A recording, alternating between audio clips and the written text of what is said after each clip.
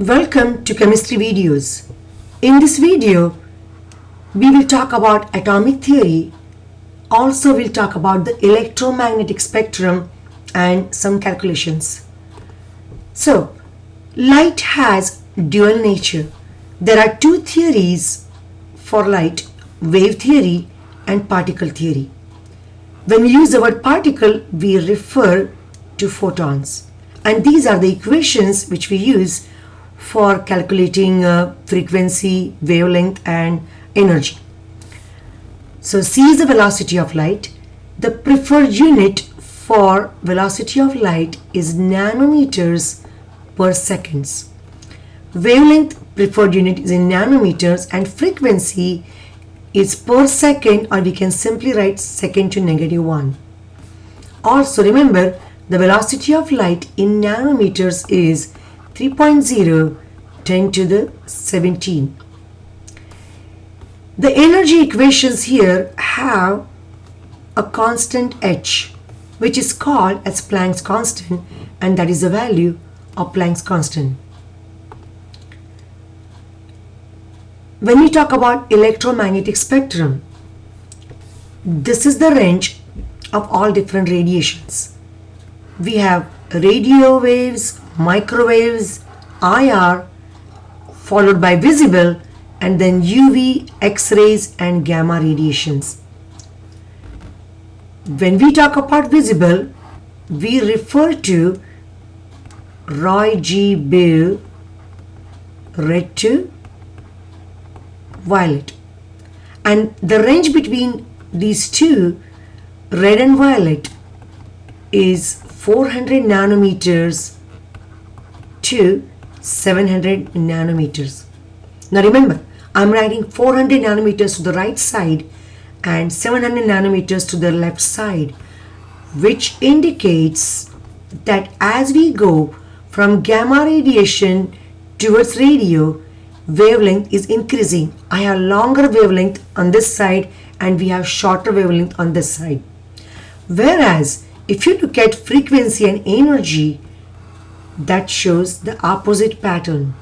They increase when we go from radio waves to the gamma rays. Now, how do we remember this sequence? There's a simple phrase which some of my students made. Red Martians invade Roy G. Biv using X-ray gizmos. How does it work? R stands for radio waves, M is microwaves, I is IR. Roy G. Biv can be like some planet, which is a visible one. U is UV, X-rays of course, and gizmos, there is G, which stands for gamma rays. So it's simple to get the exact order. Now let's move to some calculations. In this question, frequency of light is given, and our job is to find out if the light is visible or UV or IR. How do we find out? We need to find out lambda, and lambda will tell us which type of light wavelength we are getting using the wavelength.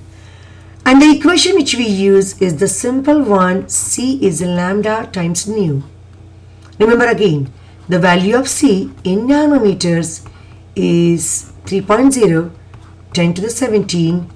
Lambda is unknown and we get frequency, which is from the equation.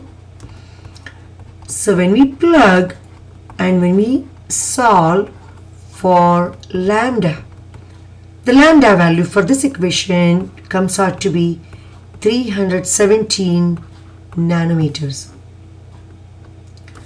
Okay, how do you figure out what kind of radiation we got? Your visible range is between 400 nanometers and 700 nanometers. 317 is going to be somewhere over here. This is our visible range.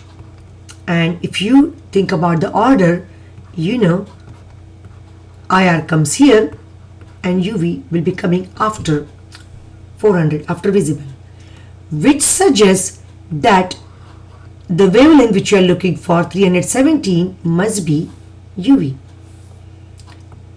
Okay, let's do one more problem. In this problem, the wavelength of light is given and we have to find out what type of light radiation is this. Centimeter could be a problem because the preferred unit for wavelength is nanometers. But we know we can convert centimeters to nanometers by going through meters. So how do we work on that?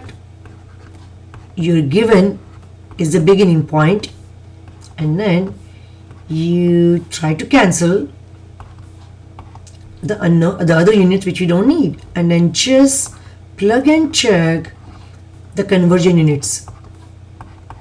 So there you go. And after that you cancel the common units and your answer is in nanometers. This one, if you work out, turns out to be 723 nanometers. Let's go back to again our spectrum.